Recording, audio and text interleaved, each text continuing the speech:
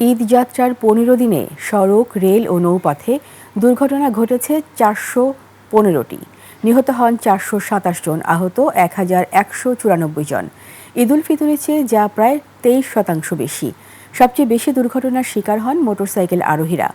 যাত্রী কল্যাণ সমিতির প্রেস ব্রিফিংয়ে উঠে আসে এসব তথ্য। আদিত্য মামুনের রিপোর্ট।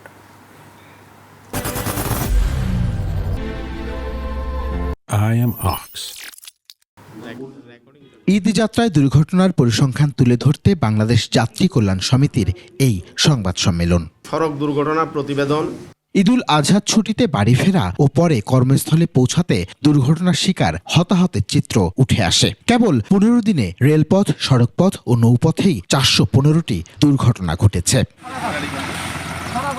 পরিসংখ্যানে তুলে ধরা হয়, দুর্ঘটনায় নিহত ৪২৭ জনের মধ্যে ১২১ জন পরিবহন সংশ্লিষ্ট, পথচারী ৫৮ জন, নারী ও শিশু ৭০ জন। একই সময়ে রেলপথে ২৫টি ঘটনায় ২৫ জন নিহত এবং ১২ জন আহত হয়েছেন। নৌপথে ১১টি ছোট দুর্ঘটনায় ১২ জন নিহত এবং ৬ জন নিখোঁজ রয়েছেন।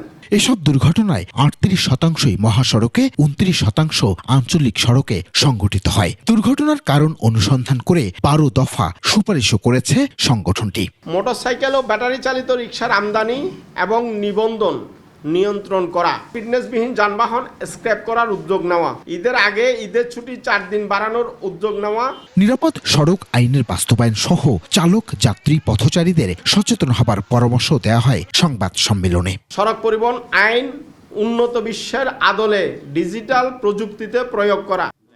আদিত্য মামুন, ২১ টেলিভিশন, ঢাকা।